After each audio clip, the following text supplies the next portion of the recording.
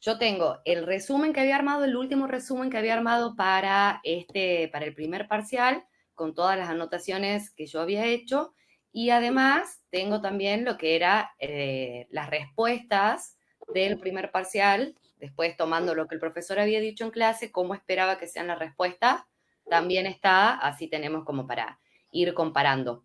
Y base a eso, no sé cómo lo irá a tomar a la recuperación del primero, si más parecido a lo que fue el segundo, que si bien era largo, creo que la parte teórica era como más fácil de interpretar las preguntas que lo que fue el primer parcial. Pero bueno, hagamos así como el repaso general y vamos viendo. Entonces empezamos la materia viendo la unidad 1, que era la organización y su administración.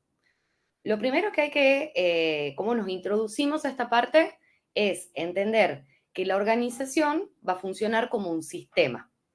Y para eso, muy importante es saber qué es un sistema, que va a ser un conjunto de partes, ¿sí? Que van a estar interrelacionadas entre sí, o sea que cada una de las partes que forman parte de un sistema total se interrelacionan, ¿sí? Y eso forma un todo organizado y conjunto que sería el sistema. Entonces, lo que nos hizo el profesor es presentar el modelo de sistema organizacional que está compuesto por un suprasistema ambiental, que es el ambiente donde van a estar insertas los otros subsistemas, las otras partes del subsistema que forman parte del sistema total, del sistema organizacional. Está el subsistema de metas y valores, el subsistema técnico, el subsistema psicosocial, el subsistema estructural y en el centro, coordinando todo, lo que sería el subsistema administrativo. Para mí, muy importante entender que cuando hablamos de un sistema, es importante identificar que el sistema tiene los límites permeables. Entonces hablamos de un sistema abierto. Hay sistemas que son cerrados, pero acá lo vamos a ver como un sistema abierto. ¿Por qué un sistema abierto? ¿Y qué hablamos con los límites permeables? Que eso le permite a la organización vista como sistema que pueda interactuar con el medio ambiente en el cual está inserta. Esto creo que es clave tanto en la unidad 1, 2, 3 y 4. ¿Por qué? Porque se acuerdan una de las preguntas que estaban en el primer parcial, ya lo vamos a ver al parcial, pero creo que el profesor lo que decía ahí era cuál era el recurso, no sé si el recurso más importante o el recurso que compartían tanto la planificación como la toma de decisiones, como esos dos procesos. Y él había dicho que ese recurso era la información. Entonces, ¿de dónde obtiene la información la organización? Es del ambiente. Por eso es muy importante, si la vemos a la organización como un sistema, entender que los límites permeables de ese sistema lo que permiten es que la organización absorba o tome información de ese ambiente en el cual está inserta. Dicho esto, tenemos, bueno, dentro del sistema, los 5 subsistemas que habíamos nombrado, el de metas y valores, que obviamente es donde se van a determinar los objetivos que se pretenden alcanzar como sistema o como organización. Después tenemos el subsistema técnico, que es el que va a proporcionar las distintas habilidades y conocimientos que son necesarios para que el sistema pueda operar y alcanzar esos objetivos. El sistema psicosocial, que es donde encontramos a todas las personas que integran la organización, y acá ya van a aparecer cosas como la motivación, los intereses personales, las formas de relacionarse que tienen las personas de la organización desde lo informal, todo eso se encuentra en el subsistema psicosocial. El sistema estructural, que es donde van a estar definidas las relaciones formales de los individuos que forman la organización. Acá van a estar las normas, procedimientos de trabajo, relaciones con la autoridad, etcétera. Y por último, el sistema administrativo o coordinador central, que es el que va a coordinar la organización en su conjunto. Entonces, si vamos viendo toda esta parte, se puede ir relacionando todo esto con todos los temas que siguen. Por ahí, si toman preguntas para relacionar, por ejemplo, Si me hacen alguna pregunta sobre planeación, que es la unidad 4, ¿qué se busca? ¿Qué es planear? Ya lo vamos a ver, pero lo voy adelantando. Es el camino, ¿verdad?, que sigue la organización o que pretende marcar la organización, el paso a paso que va a ayudar a alcanzar los objetivos que están propuestos. Entonces, para lograr ese paso a paso, por ejemplo, es necesario del subsistema técnico, ¿sí? O sea, las actividades que se realicen para lograr esos objetivos se hacen gracias al subsistema técnico. ¿Dónde están definidos esos objetivos? En el subsistema de metas y valores. ¿Qué importa del lado de la organización? Ahí ya pasamos la segunda parte de la materia, pero bueno, hemos visto que importa tanto la parte estructural, que sería la parte formal, los aspectos visibles del iceberg, que esto sería el subsistema estructural, como también cuando se pone el foco en las personas, que es el subsistema psicosocial. Entonces, todo está relacionado con todo en realidad. Es fundamental entender esta primera parte de la organización como un sistema compuesto por distintos subsistemas que se interrelacionan entre sí. Ahora, otra forma de ver la organización como un sistema es como un sistema de transformación. Cuando hablamos de un sistema de transformación, volvemos a esta parte clave que es que la organización se encuentra en un ambiente e interactúa con el mismo. O sea, la organización está constantemente relacionándose o interactuando con el ambiente en el cual está inserta. Entonces, si vemos a la organización como un modelo o un sistema de transformación, esto quiere decir que va a estar el sistema que corresponde a la organización y se va a desarrollar un ciclo de actividades donde primero tenemos lo que serían entradas al sistema, que ¿qué pasa acá? La organización lo que hace es tomar recursos, insumos y cualquier otros elementos que se encuentren en el medio ambiente de la organización. Después, más adelante, vamos a ver que ese medio ambiente puede ser ambiente específico o ambiente macro, porque ahí también está la división entre los ambientes, el más cercano y el más alejado. Pero, bueno, todo lo que sea entradas al sistema, perdón, la organización las capta del ambiente en el cual está inserta. ¿Qué pasa con esas entradas, esos recursos, esos insumos que toma del ambiente? Pasan por un proceso de transformación. Este sería el punto 2. ¿Qué va a hacer la organización? Va a transformar estas entradas mediante una serie de actividades que se producen dentro de la organización. ¿Cuáles son esas actividades? Todas las que realice la organización que van a estar insertas, digamos, o delimitadas o descritas en el subsistema técnico, ¿sí? Todas las habilidades, conocimientos, procesos que se realicen dentro de una organización son los que forman parte del proceso de transformación. Las actividades laborales, dice acá, que realizan los empleados, las actividades gerenciales que realizan los gerentes, y bueno, y se le suma todo lo que sería la tecnología y bueno, y los métodos de operación que tenga la organización. Una vez que esas entradas son transformadas por la organización a través del proceso de transformación, se obtienen lo que son las salidas. ¿Qué pasa con las salidas? Van a ser los productos o servicios, ¿sí? O acá también lo pone como resultados financieros, información, resultados humanos, o sea, todo lo que sale de la organización. ¿Qué hace con esa salida? Los envía esta salida, estos servicios, estos productos, estos resultados al medio ambiente, la organización. ¿Y por qué lo vemos como un modelo de transformación? Porque todas estas salidas, estos productos, estos servicios, lo que hace el sistema, digamos, es generar la retroalimentación. Es decir, que vuelven al sistema como entradas y así se genera la retroalimentación en el sistema, es algo cíclico, ¿sí? Si nosotros vemos, por ejemplo, en el primer parcial, en la parte práctica, la primera pregunta era graficar y explicar el sistema de transformación y el ambiente específico en el cual se desempeña la UNT, indicando con claridad cuáles son los distintos actores que intervienen, bueno, de ejemplos, nombres concretos de cada uno. Acá era armar a la UNT como un sistema de transformación lo que pedía. Entonces, por ejemplo, si consideramos a la UNT como un sistema de transformación, ¿qué tenemos? Como entrada podríamos considerar a los alumnos, a los docentes, a los no docentes, a los sistemas tecnológicos que se incorporan, a los recursos económicos, a la información del ambiente, etc.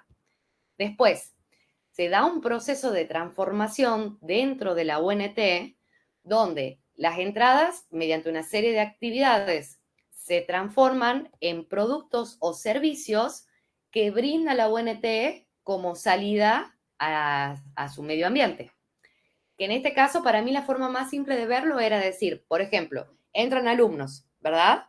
Hay un proceso de transformación dentro de la UNT que, ¿qué pasa? Esos alumnos estudian una carrera de grado y la idea es que salgan, que haya una salida del sistema, o sea, salen de la UNT como profesionales ya recibidos. ¿Y cuál es la retroalimentación ahí? Vuelven a la UNT, por ejemplo, en el estamento de egresados para votar, vuelven a la UNT como nuevos docentes de distintas carreras, entonces se da una retroalimentación. Creo que esa es como la forma más fácil de entenderla la UNT como un sistema de transformación.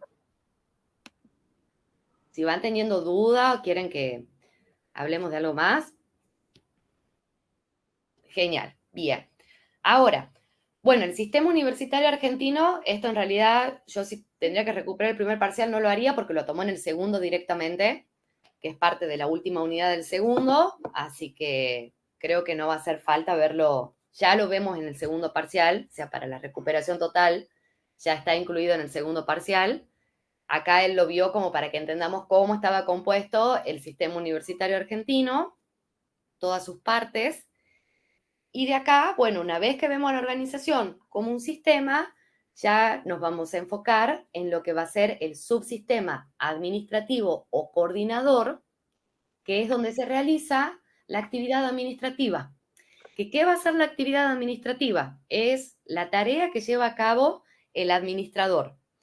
A mí lo que me parece muy importante destacar de esta actividad administrativa que se realiza dentro de una organización es que va a estar relacionada tanto como con la toma de decisiones, o sea, quien esté a cargo de la administración de alguna organización, de una empresa, de lo que sea, siempre va a estar tomando decisiones. También está relacionada con el manejo de recursos. Muchas veces uno asocia recursos a recursos económicos, pero acá cuando hablamos de administración, cuando hablamos de recursos, es en particular recursos humanos, o sea, las personas que forman parte de la organización. Y además, la actividad administrativa va a estar relacionada, bueno, con la coordinación de los otros recursos, en este caso, por ejemplo, sí los económicos, y todas las actividades técnicas que se realizan dentro de la organización para lograr los objetivos que se proponga la organización. Ese es como el eje de lo que sería la actividad administrativa. Y de ahí, dentro de una organización, podemos tener distintos niveles gerenciales. Tenemos, por un lado, lo que serían los gerentes o administradores de primer nivel, que serían los más altos. Después, los gerentes o administradores de mando intermedio. Y por último, los gerentes de primera línea. Y debajo de los gerentes de primera línea, el personal no gerencial, que es el que está a cargo de realizar las actividades operativas de la organización. Entonces, ¿qué pasa? Los gerentes que estén en el nivel más alto van a ser los responsables de tomar las decisiones y establecer objetivos y planes que van a afectar a toda la organización. Ese es como el rol principal que cumplen administrativo, de la tarea administrativa que cumplen los gerentes de alto nivel. Son los que toman las decisiones y los que van a establecer objetivos y planes que se derraman, o sea, que afectan a toda la organización. Los gerentes de nivel medio van a estar entre los de nivel bajo y los de nivel alto y son los que van a coordinar el trabajo de los gerentes de primera línea. Y los gerentes de primera línea coordinan el trabajo de los gerentes, no de los gerentes, perdón, del personal que realiza las actividades operativas. Entonces, independientemente de cuál sea el nivel gerencial en el que se encuentre un administrador, la actividad administrativa sí o sí la desarrolla, teniendo más implicancia en unas cosas que otras. Capaz que un gerente de primera línea no es el encargado de tomar las decisiones, ya vamos a ver las decisiones, cuáles son las programadas, cuáles son las no programadas. Capaz que un gerente de primera línea no puede tomar decisiones no programadas, pero bueno, dependiendo cómo esté conformada la organización o cómo sean las relaciones interpersonales o la estructura, capaz que sí puede participar en esa toma de decisiones o ayudar a los gerentes de alto nivel cuál tiene que ser esa decisión. Es como, ahí vamos viendo que todo se va relacionando con el segundo parcial también. ¿Se acuerdan? Con la parte de liderazgo y como el líder, todo gerente lo ideal sería que también tenga un rol de liderazgo. Pero bueno, no siempre se da. Ya hemos visto en comportamiento que no todos los jefes son líderes. Entonces, eso también pasa, pero lo ideal sería que haya como una relación. Pero bueno, acá, para verlo así, estos serían como los tres niveles, gerenciales que hay dentro de una organización. Después, el siguiente tema que hemos visto son los roles del administrador, que esto es lo que plantea Mitzberg. Mitzberg lo que hace, él dice que el administrador es quien hace todos estos verbos que están acá, o sea, controlar, ejecutar, manejar, analizar, comunicar, vincular, planificar, liderar, negociar. Todo eso es algo que hace una persona que esté a cargo de la administración.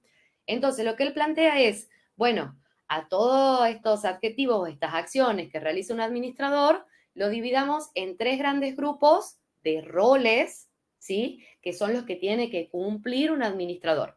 Entonces, ¿qué dice Mitzberg? Tenemos primero roles que van a ser interpersonales, es decir, van a ser roles que hace directamente el trato del administrador con los recursos humanos o las personas que conformen la organización. Y acá lo podemos ver al administrador como representante de la organización, es decir, como la cabeza visible, quien está a cargo. Podemos ver al administrador como líder. ¿Por qué? Porque es el responsable del trabajo de las personas que formen parte de su unidad o de la organización como un todo. Y al administrador como enlace, porque hace contactos por fuera de la cadena vertical de mando. Esto quiere decir que se relaciona, digamos, por ejemplo, una persona que esté a cargo de una dirección dentro de una unidad académica, de una facultad, por ejemplo, que sea el director administrativo, bueno, tiene que tener relaciones, ¿verdad?, con las autoridades, con jefaturas, con otras direcciones. Es como los enlaces o las relaciones que tiene por fuera de esa cadena vertical de mando. Después, el segundo grupo son los roles informativos, que esto vayan pensando, que hemos dicho recién, que la información, ¿de dónde se la obtenía? Del ambiente, ¿verdad? ¿Qué hace el administrador? Obtiene la información del ambiente, tanto específico como macro, en el cual está inserta. Entonces, estos roles informativos son súper importantes. ¿Por qué? Porque el manejo de esa información va a ser una parte clave del trabajo del administrador. Y esto es tal cual lo que tomó en el examen. La información es reconocida actualmente hoy como uno de los recursos más relevantes de cualquier organización. Y acá podemos relacionar todo, desde la unidad 3, que es ambiente, esta unidad donde están los roles informativos, la unidad 4, que es planear, porque cómo planeás con la información que obtenés, y después la unidad 5, que es estrategia, que esta misma información que vos obtenés de tu ambiente, tanto micro como macro, ¿qué te ayuda? A determinar las estrategias. ¿Se acuerdan? Cuando hacíamos el análisis del ambiente micro, del ambiente macro, el análisis externo, interno, bueno, todo eso es información. La información es el recurso para mí que va conectando una unidad con otra, sin duda. Entonces, dentro de estos roles informativos, ¿qué pasa? Lo podemos ver al administrador como quien recibe la información del ambiente, entonces se lo llama monitor. ¿Por qué? Porque analiza el entorno para obtener la información del entorno. Después lo vemos al administrador como difusor de esa información, es decir, distribuye la información obtenida del entorno dentro de la organización, y también al administrador como portavoz, porque así como se obtiene información del ambiente, también hay que enviar información al ambiente. Entonces, también es uno de los roles informativos del administrador poder enviar esa información al exterior de la organización. Esto sería el portavoz. Y por último tenemos los roles decisorios, que acá lo que dice es, como habíamos visto al principio, la toma de decisiones es una de las labores intrínsecas que realiza el administrador, ¿sí? Todo el tiempo está tomando decisiones. Entonces, lo podemos ver al administrador como emprendedor, es decir, que va a buscar mejorar siempre la unidad en la que él esté o toda la organización en su conjunto. ¿Para qué? Para poder adaptarla a las condiciones cambiantes del ambiente. Ya vamos a ver la unidad 3 ambiente, pero recuerden que al ambiente también lo podemos ver como menos cambiante o más cambiante. En realidad la velocidad de cambio es lo que cambia y el ambiente siempre está cambiando.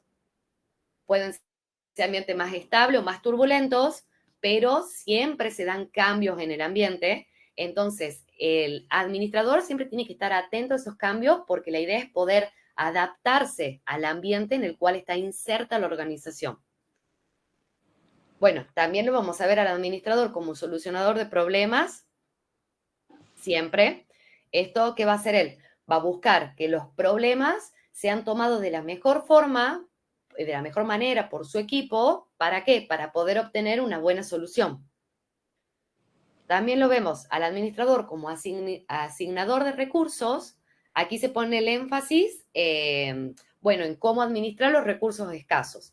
Eso siempre es como una de los retos del administrador. Bueno, estos son los recursos que tenés, ¿cómo los administrás? ¿Cómo hacer la asignación de esos recursos, que por lo general siempre van a ser escasos? Y por último, el administrador como negociador, que, bueno, obviamente negociar es parte del quehacer gerencial. Siempre un administrador va a estar negociando, sea con el afuera, con el adentro, con los compañeros, con gente que esté en el mismo nivel de mando. Siempre es una constante negociación la que se va haciendo dentro de la organización.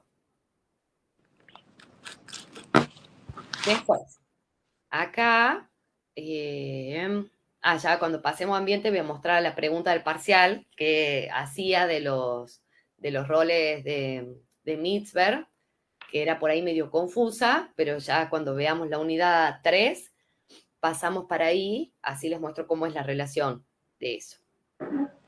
De ahí tenemos, ya hemos visto los roles, ahora vemos cuáles son las habilidades requeridas por el administrador para realizar la tarea administrativa dentro de una organización.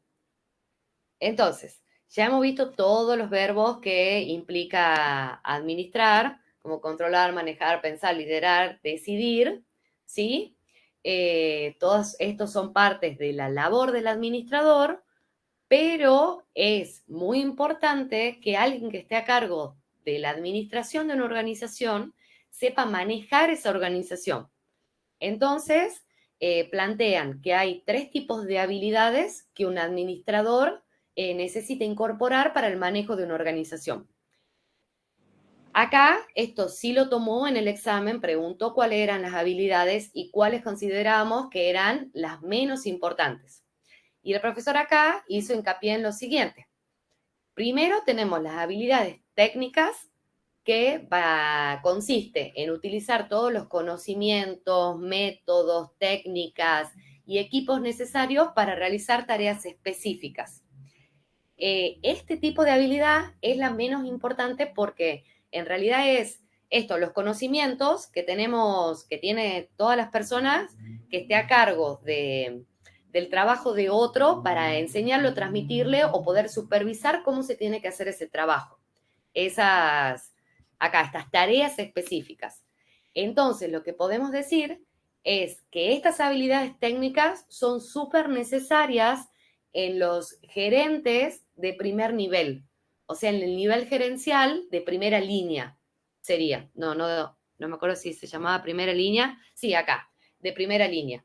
Y ahí vamos relacionando cómo son las habilidades requeridas según el nivel gerencial que se ocupe dentro de la organización.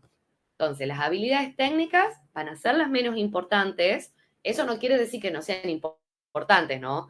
Son súper importantes porque son todos los conocimientos necesarios para las tareas que se desarrollan en una organización, pero por lo general son más requeridas en los gerentes de primera línea. Después tenemos las habilidades humanas, que estas, bueno, sí van a consistir en la capacidad y el discernimiento para trabajar con otras personas. Poder comprender las actitudes de las personas, qué las motiva a trabajar.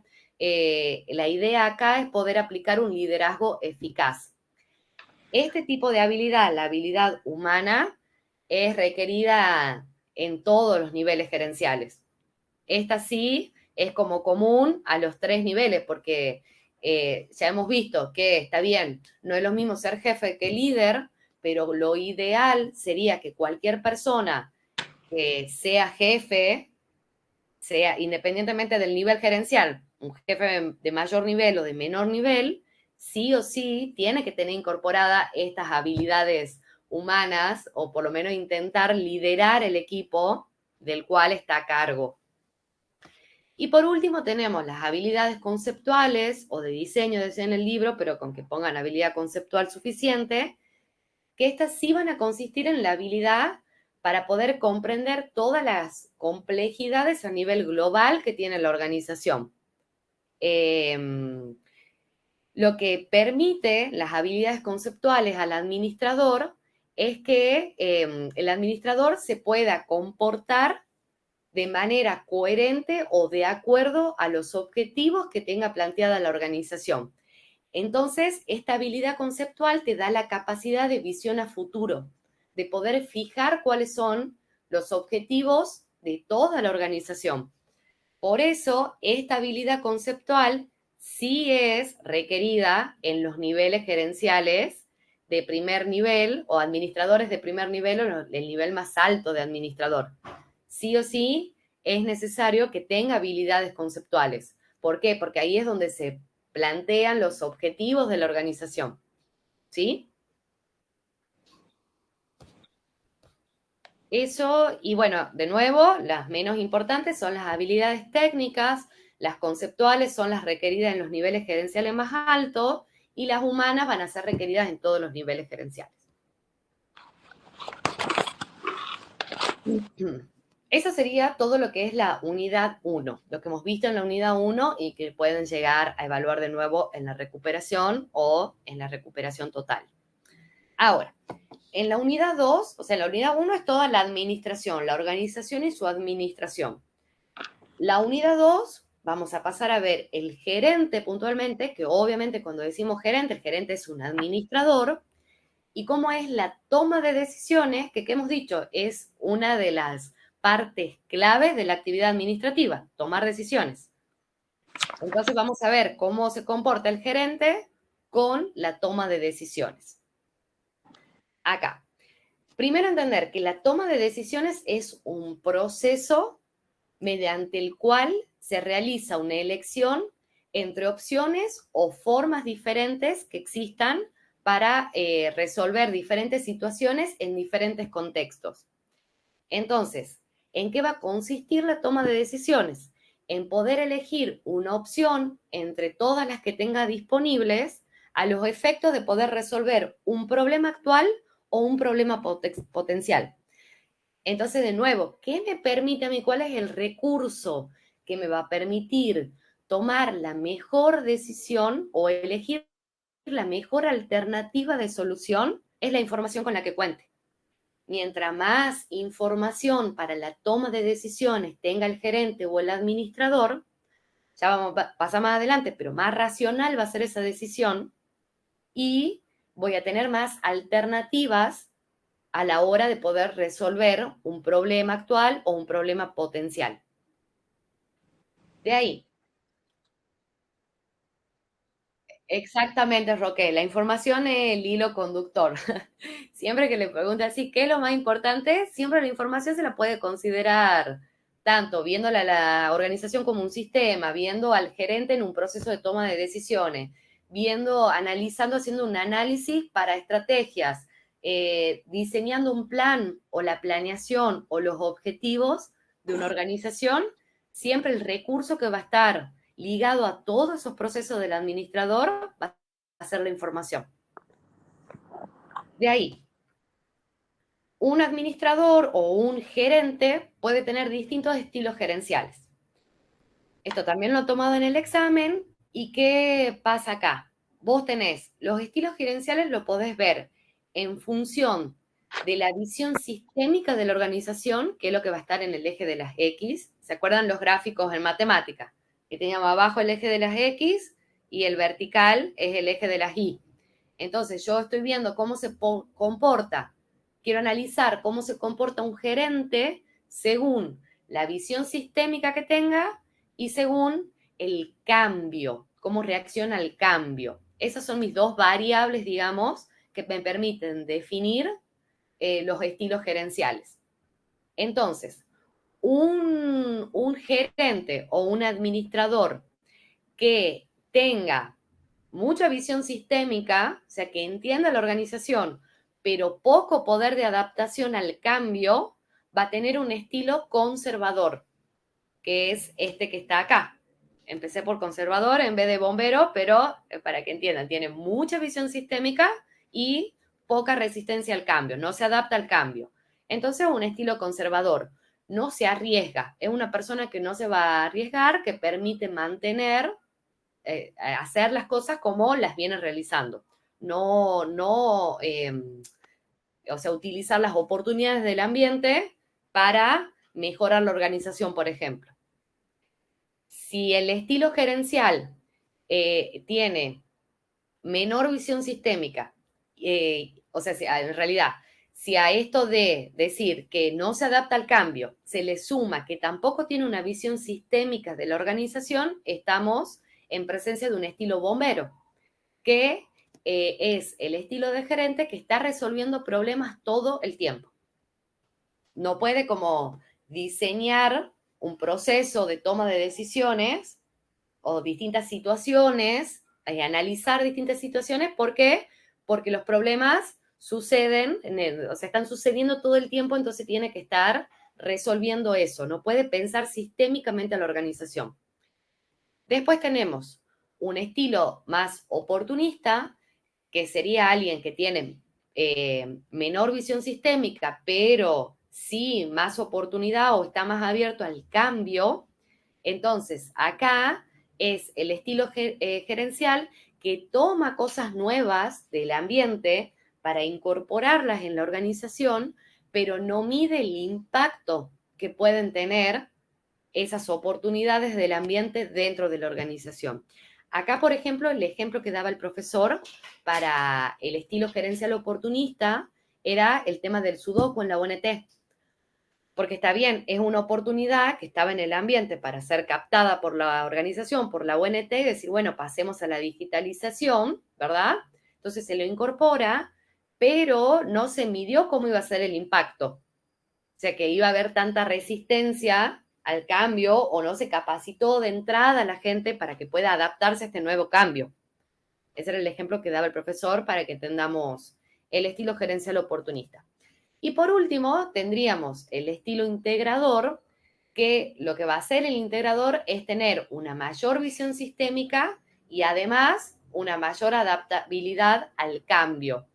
Entonces, combina lo mejor de un estilo oportunista y de un estilo conservador. Saca lo mejor de cada uno. Siempre el desafío de un gerente va a ser intentar por lo menos migrar hacia un estilo gerencial integrador. Bueno, ¿qué habíamos dicho que era fundamental en la actividad administrativa o la actividad gerencial? La toma de decisiones. Entonces, ¿cómo pueden ser? Hay dos tipos de decisiones que va a estar tomando un administrador o un gerente, ¿sí? Todo el tiempo dentro de la organización. Por un lado tenemos lo que son las decisiones programadas, que van a ser aquellas que se toman frecuentemente, ¿sí? Son decisiones repetitivas y se convierte en una rutina tomarlas. Acá lo que decía el profesor es que ya tienen un método establecido de solución. Entonces, por ejemplo, voy a dar un ejemplo por ahí de mi puesto de trabajo. Yo estoy en la oficina de personal, ¿no? Entonces, hay una de las acciones que realizamos siempre en la oficina de personal es mandar las novedades de liquidación todos los meses, ¿sí? ¿Qué sería una decisión programada ahí? La decisión no sería si mando o no mando las novedades, por ejemplo, del mes de julio ahora, sino la decisión sería en qué momento las mando, ¿sí? Porque es algo que yo ya hago constantemente, es rutinario mandarlo, ¿sí? A las novedades. La acción es mandar las novedades, tengo que hacerlo, una actividad que tengo que cumplir. Pero por ahí la decisión programada va a ser elegir en qué momento de tiempo lo voy a mandar. Sí, quiero que sea antes del 15 para que control de planta del rectorado tenga más tiempo para controlar esas novedades. Si me arriesgo y quiero que sea después del 25 porque quiero hacer entrar la mayor cantidad de novedades posibles en el mes. Esas son decisiones que por más que ya tengan, son programadas porque tienen ya implementado el paso a paso de cómo solucionarlas, de cómo tomarlas, pero bueno, queda en el administrador o administradora cómo la va a tomar esa decisión, ¿sí? Entonces, bueno, acá de nuevo, se van a tomar de acuerdo con políticas, procedimientos o reglas escritas o implícitas que van a facilitar esta toma de decisiones que sí son situaciones recurrentes. Ahora, hay también decisiones no programadas que se toman dentro de la organización, que estas sí se van a tomar ante situaciones o problemas que se presenten con poca frecuencia. O también son aquellas que van a necesitar de un modelo o proceso para su resolución muy específico. O sea, no está previamente determinado qué es lo que hay que hacer para tomar esa decisión. Las decisiones no programadas, bueno, son las que van a abordar cuestiones que se presenten con poca frecuencia, o sea, que sean cosas excepcionales que sucedan. Acá sí son cuestiones como los ejemplos que daba el profesor, cuando hay que asignar los recursos de una organización, por ejemplo, en una empresa, cuando hay que decidir qué hacer con una línea de producción que fracasó, cómo mejorar las relaciones con la comunidad, por ejemplo, eso también sería una decisión no programada. Entonces, nada, tener en cuenta eso, que son las que no se toman todo el tiempo o que no tienen un método o procedimiento establecido de cómo tomarlas a las decisiones no programadas. Lo que sí hay, sí podemos ver, es una relación entre los distintos niveles gerenciales de la organización y estas decisiones programadas o no programadas. Por lo general, las decisiones no programadas van a estar relacionadas con un nivel gerencial superior y las decisiones programadas van a estar relacionadas con los niveles operativos, mientras que el nivel medio va a tener un mix entre decisiones programadas y decisiones no programadas. Ahora, ¿cómo se toman estas decisiones? ¿Cómo toman decisiones los gerentes? Hay, acá primero habíamos hecho una introducción en lo que era el cerebro y decía que el cerebro tenía dos lados. El lado derecho, que es el que nos va a permitir resolver situaciones de una forma más creativa, y el lado izquierdo, que está más asociado a la forma de resolver con burocracia o procedimientos ya predeterminados. Quiero asociar cómo se toman las decisiones con los tipos de decisiones que hay, por ejemplo, capaz que puede llegar a ser una pregunta, bueno, para tomar decisiones no programadas que no tienen una forma o un procedimiento ya establecido para llevarlas a cabo, obviamente voy a utilizar más el lado derecho del cerebro. ¿Por qué? Porque requieren de creatividad por parte del administrador o el gerente para poder resolver esa situación. En cambio, las decisiones programadas, que ya tienen una forma sistemática de cómo resolverlas, obviamente van a estar más asociadas al lado izquierdo, que es el de la burocracia, los procedimientos ya adquiridos y todo. Entonces, dicho esto, hay 3 maneras para tomar decisiones y van a ser de forma racional, cuando uso 100% la racionalidad, cuando la racionalidad está limitada o cuando la decisión la estoy tomando por intuición. Y de nuevo, ¿qué es lo que tienen en común estas 3 formas de tomar decisiones? La información. ¿Por qué? Porque mientras más información tenga el administrador para poder tomar una decisión, más racional va a ser esa decisión que se esté tomando. Mientras que menos información se tiene, más intuitiva es la decisión que se toma. ¿Qué quiere decir que una decisión sea racional? Que la persona que toma la decisión, si la toma perfectamente de forma racional, la decisión es totalmente objetiva y lógica. Es como que no hay margen de error en esa toma de decisiones. Obviamente que lo ideal sería conocer todo lo que pasa, ¿sí? Dentro de la universidad o dentro de la organización para poder tomar una decisión, pero bueno, es difícil tener toda la información. Me acuerdo que el profe Luis decía en esta clase que, nada, salvo que seas Dios y conozcas absolutamente todo, la decisión que se tome nunca va a ser 100% racional. Entonces, pasamos a la siguiente, que sería una racionalidad limitada, es decir, tengo información, pero no absolutamente todo. Entonces, lo que se busca acá es alcanzar ciertos niveles de éxito, se le llama. Es decir, ir ajustando poco a poco para tomar la mejor decisión con la información que tengo. Entonces, esto es lo que por lo general sucede. Tomamos decisiones no con toda la información, sino con la información que conocemos. Y por último, está la tercera forma de tomar decisiones, que sería a través de la intuición, que la intuición es la facultad para poder comprender las cosas en el instante que suceden. No requiere la necesidad de realizar razonamientos muy complejos, entonces obviamente va a estar en la vereda opuesta de lo que sería la racionalidad. Acá Mary, sería, sí, Pato. esa está relacionada con lo que decía él, que lo que sé, lo que no sé y lo que sé, lo que no sé, ¿era eso? Exactamente, sí, sí, sí. Recién me estoy acordando yo. Claro, la racionalidad era lo que sé que sé. Sé La todo. racionalidad limitada era lo que Claro, sé que no sé. Y Claro. sí, la última, la de la intuición, lo que no sé que no sé. Ya, Eso me claro. acuerdo sí, clarito y lo tengo acá anotadito Total. aquí.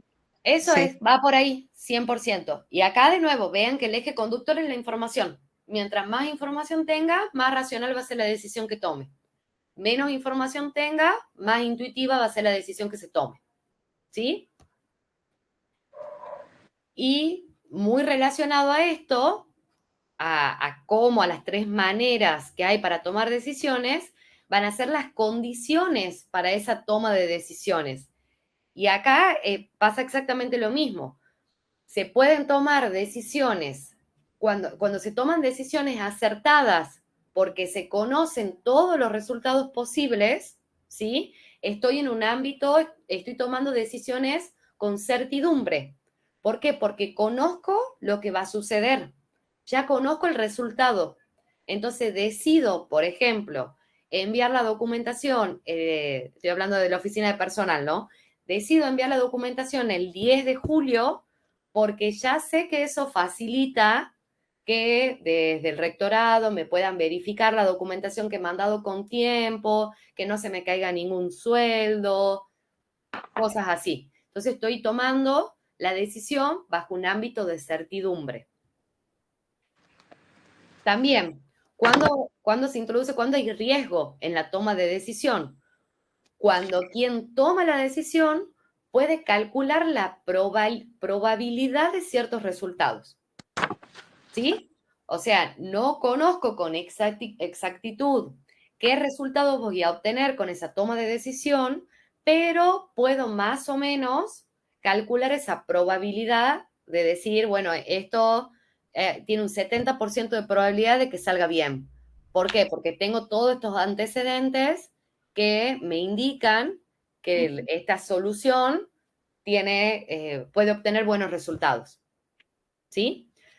Y por último, sería tomar la decisión bajo incertidumbre, que acá, bueno, quien tiene que tomar la decisión no tiene ni la certeza, o sea, ni el resultado que puede obtener con esa toma de decisiones, ni tampoco puede estimar probabilidades de que le vaya bien o mal.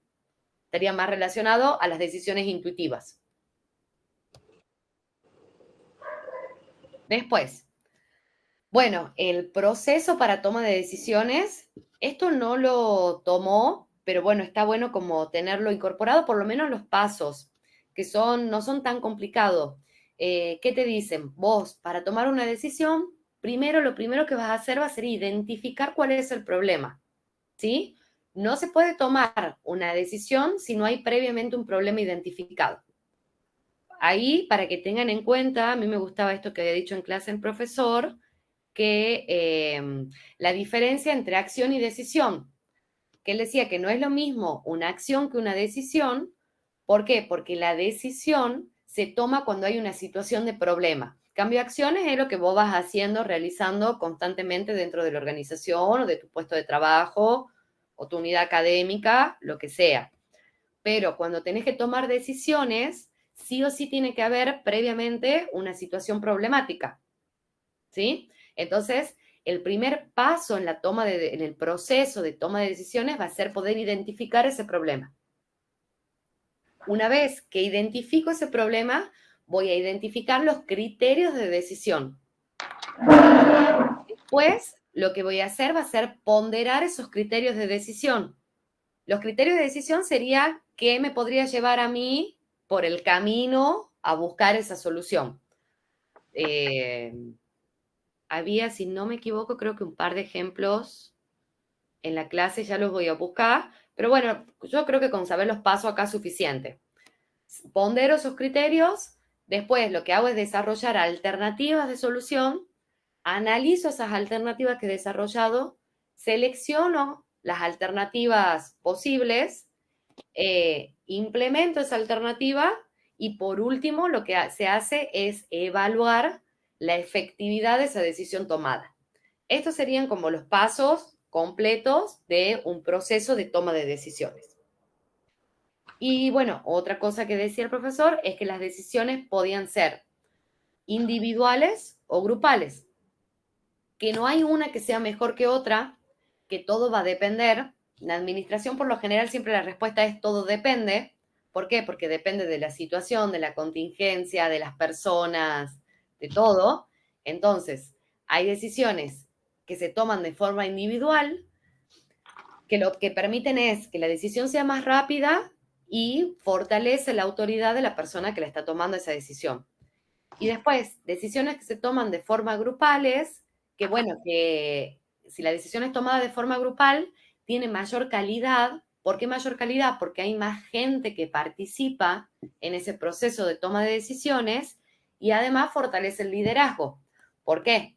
Porque un buen líder, ¿qué va a hacer? Va a buscar un estilo de liderazgo más democrático que permita la participación de otros actores en la toma de decisión, que fortalezca también el rol de sus colaboradores en el proceso de toma de decisiones. Y bueno, Por último, cuando se toman decisiones, bueno, hay que ser conscientes que siempre estas decisiones van a tener un costo y un beneficio. Entonces, va a haber situaciones que contemplan, donde muchas veces, perdón, va a haber situaciones donde muchas veces no se satisface con la solución, porque bueno, hay otras cuestiones externas que no se pueden manejar. Esto igual como para que lo tengan en cuenta, pero ahí influye mucho el análisis del contexto externo, por ejemplo, el PESTEL de la segunda unidad, cuando veíamos el FODA, las oportunidades o amenazas que no se pueden manejar internamente. Entonces, muchas veces la toma de decisión del gerente o del administrador van a estar condicionadas por el ambiente, pero es algo que él no puede manejar. Y después, bueno, como para saber el proceso administrativo de Fayol, esto creo que es clave, son las 5 acciones que conllevan un proceso administrativo, que va a ser planear. La primera siempre va a ser planear.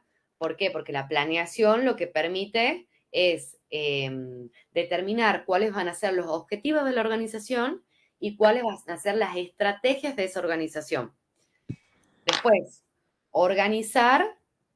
¿Por qué? Porque tengo que tener una estructura de la organización, o sea, manejar esa estructura de la organización, saber cuántos empleados están, cuán centralizada es la organización, es muy importante organizar. Dirigir, que va a estar relacionado con el estilo de liderazgo, cómo dirige la persona que está a cargo del proceso administrativo. Coordinar, que bueno, van a ser armonizar todos los actos y todos los esfuerzos colectivos para ese logro de objetivos.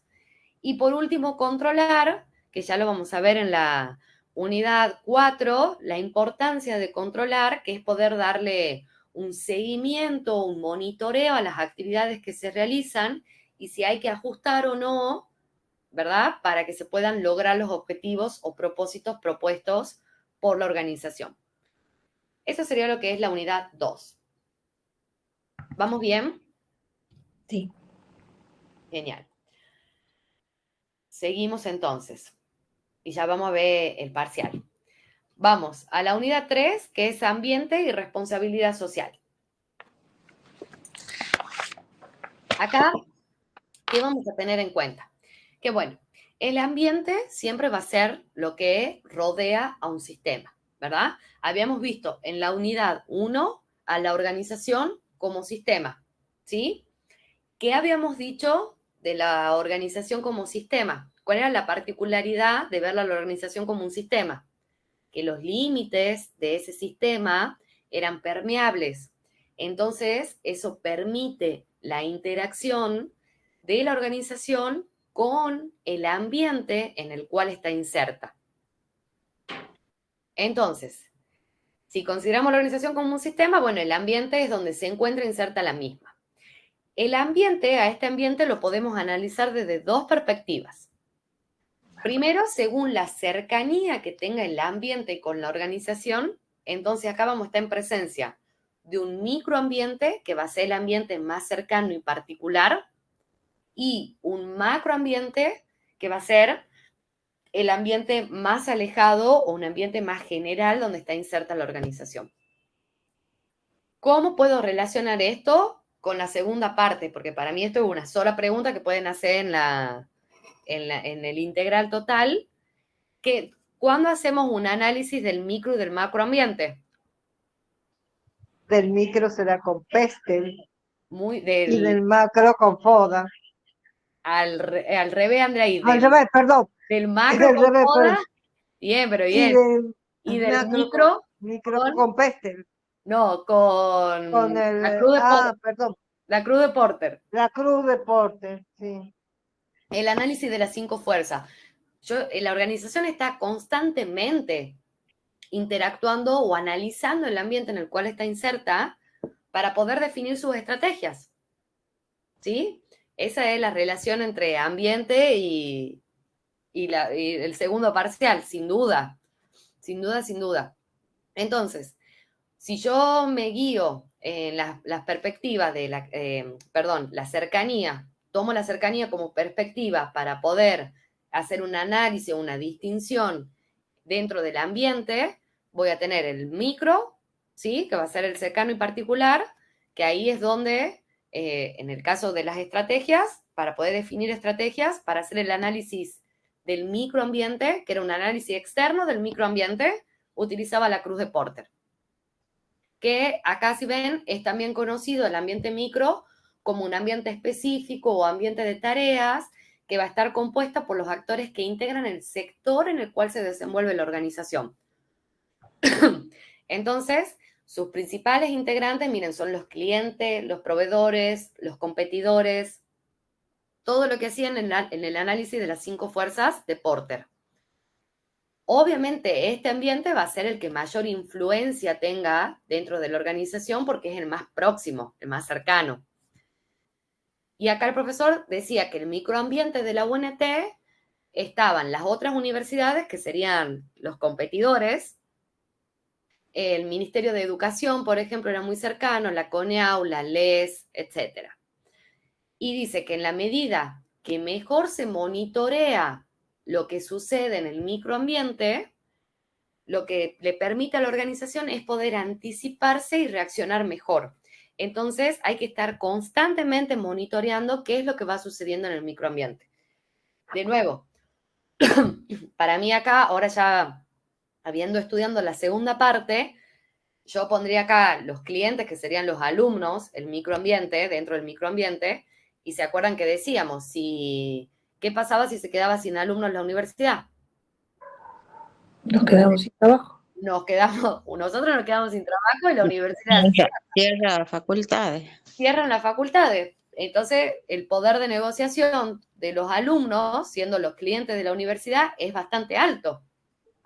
Entonces, sí o sí, la universidad o cualquier organización en realidad tiene que estar monitoreando lo que pasa en el microambiente. Porque de repente, si los alumnos deciden no estudiar más una carrera de 5 o 7 años porque les parece una pérdida de tiempo, y bueno, la universidad en algún momento tendrá que adaptarse a eso. ¿Sí? Por ejemplo. Y después, la otra perspectiva es el ambiente macro o el más alejado, que, bueno, va a estar compuesto por elementos de carácter más general que no pertenecen a ningún ambiente en particular o a ningún ambiente específico. Esto es exactamente lo mismo que el PESTEL, hacer el análisis PESTEL. ¿Por qué? Porque van a ser, por ejemplo, fuerzas demográficas, económicas, naturales, tecnológicas, políticas y culturales, que es prácticamente el análisis que se hace con PESTEL. Está definido el PESTEL ahí, no queda otra. Totalmente definido el PESTEL, así, por eso esta parte de la unidad de ambiente con la primera parte de estrategia es prácticamente lo mismo. Y la segunda característica o que yo puedo ver para poder caracterizar, digamos, al ambiente, el segundo aspecto es según la velocidad de cambio. Acá sí o sí entender que en realidad toda organización siempre va a estar cambiando, ¿sí? No es que cambia o no cambia, sino lo que se busca medir es la velocidad de ese cambio. Cuán rápido, ¿sí? Va cambiando el ambiente en el cual está inserta esa organización. Entonces, hay ambientes más estables, donde la velocidad del cambio es más lenta, y hay ambientes más turbulentos, donde la velocidad del cambio es más rápida. Si nos enfocamos en la UNT estaría por ahora en un ambiente más estable. Si bien hay cambios, esa velocidad del cambio sí es más lenta. No es a las chapas como el mundo hoy de, no sé, de la programación o el desarrollo tecnológico, que obviamente va cambiando a una velocidad mucho más rápida. Y de ahí, dicho todo esto sobre el ambiente, viene un tema que sí tomó en el examen, que ahora creo que ya tenemos más herramientas para poder entenderlo después de comportamiento organizacional, que va a ser el ambiente percibido. Entonces, acá lo importante, lo que hay que entender, que, bueno, primero, ¿qué es percibir? ¿O qué es la percepción? Es la acción y efecto de percibir, ¿verdad? O sea, es como yo interpreto, cómo interpreta una persona, según su percepción, lo que sucede en el ambiente. Entonces, el administrador, las decisiones que tome, de nuevo, ¿cómo toma decisiones? Con la información que obtiene del ambiente, ¿sí? Entonces, cómo él vea lo que sucede en ese ambiente va a depender de su percepción. Entonces, siempre el ambiente va a ser un ambiente percibido. ¿Por qué? Porque depende de la persona, ¿sí?, que esté obteniendo la información del ambiente, cómo lo vea el ambiente, cómo va a ser la información que obtenga y, por ende, cómo van a ser las decisiones que se tomen. Entonces, el administrador va a tomar decisiones en base a lo que él cree que el ambiente es y va a ser. Acá, el ejemplo que daba el profesor era de la película de Matrix, porque él decía que Neo estaba ante la posibilidad de tomar 2 píldoras de 2 colores distintos, y según la píldora que tome, iba a ver o a percibir el ambiente de una manera particular. Entonces, es como que la realidad, en realidad no existe la realidad, sino es cómo percibe cada uno la realidad de lo que está sucediendo, ¿sí? Entonces, ¿qué pasa? La percepción le va a permitir al administrador poder entender o no entender lo que sucede en el ambiente, ¿sí? Por lo tanto, creo que esto es algo fundamental. Siempre hay que aprender a adaptarse al ambiente, ¿sí? Entonces, lo que decía acá el profesor, que me parece una frase que sirve para poder entender el concepto, es que las universidades que van a subsistir no necesariamente van a ser las más grandes o las más poderosas, sino las que sean más hábiles, que puedan entender lo que está pasando en el ambiente y puedan dar respuestas a eso. De nuevo, creo que el ejemplo lo hemos dicho recién. Si los estudiantes empiezan a cambiar, ¿sí?, se empieza a dar una tendencia a que los estudiantes empiezan a buscar carreras más cortas, de más rápida inserción laboral, que les permitan con más oportunidades para el estudio, por ejemplo, que puedan trabajar y estudiar, o empieza a haber como otra tendencia, ya no buscar carreras tan largas, y bueno, la universidad va a tener que buscar cómo adaptarse a esa demanda, ¿sí?, de los estudiantes, porque si no, no subsistís. Por eso, la importancia de poder adaptarse al ambiente, leer lo que sucede en el ambiente, poder anticiparse y tomar las decisiones adecuadas. Esa sería como la relación para entender el ambiente percibido. Después, otro tema que hemos visto acá sería la responsabilidad social y administración verde. Acá, primero, para entender qué es la responsabilidad social, va a ser una nueva visión, una nueva forma de ver los negocios que va a incorporar el respeto por los valores éticos, las personas, las comunidades y el medio ambiente en el cual la organización esté inserta, y va a materializar esta preocupación, digamos, las organizaciones las materializan a través del desarrollo de acciones o programas que estén relacionados con la comunidad en la cual esté inserta la organización y buscar un beneficio para esa comunidad. Entonces, este punto, si no me equivoco, en el examen había un punto, era de la parte teórica. A ver, acá. El punto 4 que te pedía definir qué era la responsabilidad social corporativa, y después decía qué diferencia hay entre el modelo de Carroll y el modelo administración verde y fundamental. El modelo de Carroll creo que era, sí, el modelo de Carroll es es las categorías de la responsabilidad social. Lo que hace Carroll es plantear como una pirámide, ¿sí?, de responsabilidades que tiene que cumplir una organización. Y muy parecido, más o menos, para entenderlo, con las pirámides de la necesidad de Maslow. ¿Qué decía Carroll en este caso? Que lo primero que tenía que cumplir una organización era la responsabilidad económica, ¿sí? Así sea una organización con fines de lucro, sin fines de lucro, no importa qué tipo de organización sea, si la organización no podía ser rentable a lo largo del tiempo, dejaba de existir, que es totalmente lógico. Entonces, plantea que la responsabilidad económica va a ser la base de la pirámide y es lo que hay que cumplir sí o sí. Después dice que, bueno, que está la responsabilidad legal, que consiste en respetar la reglamentación vigente en el cual esté, que corresponda, digamos, a la organización según el ambiente en el que esté inserta. La responsabilidad ética, que bueno, que el ser ético va más allá de que si está legislado o no, sino bueno, que la organización busca hacer el bien, por así decirlo. Y por último, El bien y lo correcto. bien El y lo bien y lo correcto. correcto. Exactamente, lo que es éticamente correcto.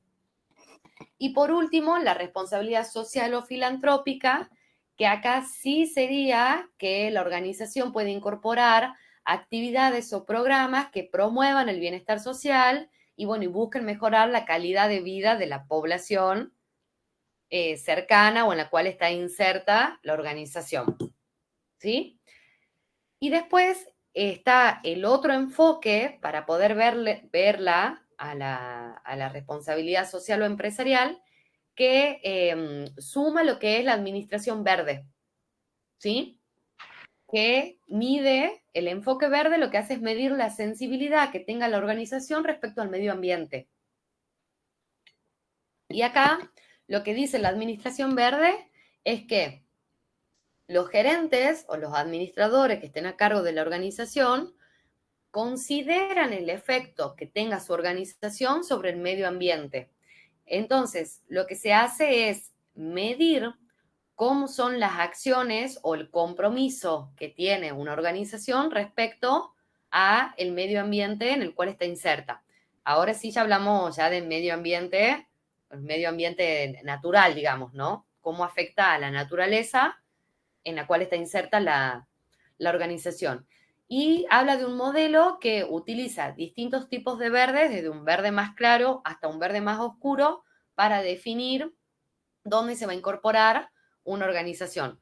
Por ejemplo, dice que el enfoque legal, que es el verde más claro, van a estar las organizaciones que solo hacen lo que están obligadas por ley. Por ejemplo, está prohibido contaminar el río Salí. Entonces, los ingenios hoy no pueden tirar residuos en el río, pero porque está prohibido por ley, no porque no lo quieran tirar. Entonces, ahí sería como adaptarse a un enfoque legal, algo que sí o sí tengo que hacer porque está, reclamado o Que estoy cubierto. obligado a hacerlo, nada más. Obligado, exactamente, eso no me salía la palabra, gracias André. Está obligado a hacerlo por ley, ¿sí? Después tenemos el enfoque de mercado, donde las organizaciones ya empiezan a buscan responder a las preferencias de los clientes, a la preferencia que los clientes tienen por productos o servicios más amigables con el ¿Se habrá ambiente. sulfatado? Y después tenemos el enfoque. Analia, estás desmuteada. Perdón. Analia y Silvana están con el micrófono abierto. Pero hablen chicas nomás, ¿no? No hay problema. Y después tenemos el enfoque de las partes interesadas, que acá ya no es que solo se tiene en cuenta a los clientes, digamos, de la organización, sino ya hay otras partes interesadas en buscar producir o hacer acciones que contemplen el medio ambiente. Entonces, acá ya están los empleados, proveedores y también la comunidad en la cual está inserta la organización. Y por último, un enfoque más activista, que son las organizaciones que ya van a buscar de forma activa respetar y preservar el medio ambiente. O sea, son socialmente responsables, ¿sí? A través de distintas acciones que busquen un compromiso con el medio ambiente más allá de que estén obligadas por por ley o que lo hagan por los clientes, sino lo hacen de una forma más activa. Si ven en el primer parcial, perdón, en la parte práctica, proponga 4 acciones concretas que podría llevar a cabo, bueno, en este caso ponía la Facultad de Educación Física, y a su vez utilizando el enfoque verde, cada una de las acciones debe estar encuadrada en una sola categoría de este enfoque. Acá yo he notado que después de rendir, por ahí a mucha gente lo que le hacía ruido es que lo encasillen dentro de una facultad. Porque vos decís, bueno, no soy de la Facultad de Educación Física, entonces ¿cómo se me van a ocurrir acciones que puedo llevar a cabo ahí? Yo creo que es mucho más simple. Hay que, independientemente del lugar que pida, ya tener definidas 4 acciones que en realidad se pueden hacer en cualquier lado. Por ejemplo, yo les ponía acá el ejemplo. Si vemos un enfoque legal, ¿verdad? ¿Qué pasaba? Son las organizaciones hacen lo que están obligadas por ley, ¿verdad? Entonces, yo ponía acá un ejemplo que era: las facultades están obligadas por disposición rectoral a implementar contenedores para separar la basura dentro de las unidades académicas. Por lo tanto, la Facultad de Educación Física tiene que realizar campañas de concientización en reciclaje para toda la comunidad universitaria de la FACDEF y coloca contenedores para poder diferenciar la basura. Que lo podría hacer cualquier otra facultad o cualquier otra secretaría, unidad académica, dependencia. Quiero concientizar, hago campañas para concientizar sobre reciclaje al personal que trabaja dentro de la facultad, y además pongo contenedores, ¿verdad?, de basura. ¿Pero por qué lo hace? Porque están obligadas por una disposición rectoral. Por eso lo encuadro dentro. Esto no, capaz que no es así, no es real. Es un invento para poder ponerlo dentro de uno de los enfoques. ¿Qué es lo importante acá? Que yo pueda buscar un ejemplo que obligue a esa unidad, o en este caso a esta facultad, a sí o sí hacer algo respecto al cuidado del medio ambiente. Bueno, este era el ejemplo. Después, digo de enfoque de mercado. La organización va a responder a la preferencia de los clientes. Entonces, acá, por ejemplo, pongo que los alumnos de la Facultad de Educación Física muestran un gran interés por el cuidado del medio ambiente. Por lo que desde la facultad se genera un convenio con la Secretaría de Medio Ambiente de la provincia para organizar caminatas para la limpieza de los espacios verdes de la provincia. ¿Qué pasa acá? Vos ves que tus alumnos, que son tus clientes, ¿verdad?, empiezan a mostrar mucho interés por el cuidado del medio ambiente. Entonces, si pongo un enfoque de mercado, ¿qué hace la facultad o la dependencia o la que sea? Cualquiera. Digo, bueno, voy a hacer un convenio con acá, la Secretaría de Espacios Verdes, para que busquemos, ¿cuál era? La limpieza, ¿no? Sí, para organizar caminatas para que se limpie los espacios verdes de la provincia. Después, ¿qué sería un enfoque de partes interesadas? Hemos dicho que la demanda del cuidado al medio ambiente ya no está dada solo por los clientes, sino por las distintas partes que conforman la organización. Entonces, acá, ¿cuál sería el ejemplo? Por ejemplo, hay un alto grado de concientización sobre el cuidado del medio ambiente en toda la comunidad de la Facultad de Educación Física, docentes, no docentes y estudiantes, por lo que se implementa un proyecto FACDEF digital que busca la digitalización de todos los trámites realizados en la Facultad de Educación Física. Entonces, ahí, ¿qué digo? No, yo no considero que acá hay una obligación rectoral que me obliga a implementar Sudoku para trabajar, sino digo, no, tanto los no docentes, los docentes como los estudiantes quieren la digitalización porque están interesados o quieren cuidar el medio ambiente. Entonces, desde la facultad implementamos FACDEF digital. Esto lo copié de Económicas Digital, ¿no? Que lo había dado de ejemplo el profesor en clase. Por eso digo, todo se puede adaptar, ¿no? Por ahí no se encasillen en que les diga tal facultad o tal secretaría o tal dependencia, sino ya puede haber algunos genéricos y se lo adapta para todo. Y por último, el enfoque activista, que acá sí decíamos que la organización busca de manera activa formas para respetar y preservar el medio ambiente. Entonces acá había puesto de ejemplo que la Facultad de Educación Física va a destinar más presupuesto para cooperar con el cuidado del medio ambiente comprando hojas de papel reciclable para las impresiones que sean necesarias. Yo lo había sacado del práctico que habíamos hecho de esta unidad. Me acuerdo que habíamos averiguado sobre el rectorado, que ahora implementa las hojas, esas marroncitas. Bueno, en realidad esas hojas son más caras, no son más baratas que las blancas. Entonces, eso sería un enfoque activista. ¿Por qué? Porque destino más presupuesto para el cuidado del medio ambiente. Y no es que están obligados por resolución o porque lo exige una de las partes o por el mercado. No, ahí sería un enfoque activista. O sea que esos ejemplos los podemos usar para cualquier, entonces, dependencia, para cualquier Exactamente. facultad. Yo los armé bien. acá súper genérico porque para cualquiera, Secretaría, Dependencia, UNT general. Perdón, Meli, ¿vos has compartido la resolución del... Sí.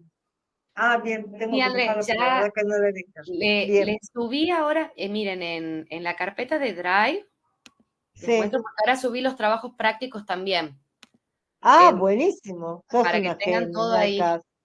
En Sos divina, una genia. resúmenes Dios año mío. 2, ahí entran a administración y van a tener las clases, los trabajos prácticos resueltos, y acá donde dice parciales y resúmenes, bueno, acá hay un montón de resumen de varias cosas, pero acá está primer parcial administración resuelto. Chicas, y chicos, ajá. No sé cómo acceder al Drive ese, perdón, mi ignorancia. Ana, a ver, tenés... Mirá, te lo voy a compartir. Para. Analía, cualquier cosa el lunes yo te puedo decir cómo accedes al Drive, no te hagas drama, porque yo Porque está accedo. abierto para todos, Para para que todo, ingreses para todo. directamente. Gracias, El gracias. lunes te Buenísimo. explico. Dale. Bueno, gracias. Ahí En el está, mismo WhatsApp es donde está todo. Sí. ahí está todo. Ahí te lo mando, Ana, mira, por WhatsApp te lo estoy mandando. Dale, Así que lo tenés gracias, genios. al link. Pero ahí está todo, ahí sumé ahora está el parcial, que ya lo había mandado, ya estaba subido ahí, y sumé los trabajos prácticos también para que puedan ver. Pero eso, si arman ya uno genérico, lo aplican para cualquiera, no importa qué pida. Eso está Meli, ¿qué bueno. lo subiste para todos al WhatsApp? Sí, no, lo mandé, Pavo, le mandé a la Ana, ya te mando a vos. Dale, muchas gracias. Para que... Aguántame un momento. Ahí pueden entrar al Drive. Y está todo. Bueno, así sería la relación, digamos, en poder encontrar, esto lo tomo en la parte práctica, un ejemplo de responsabilidad social, pero de administración verde para cada uno de los enfoques, ¿verdad? Esa sería la unidad 3 y ya pasamos a la unidad 4, que sería planeación y control. Bien, me esperan un segundo, voy a prender la luz. 5 minutitos ahí vuelvo.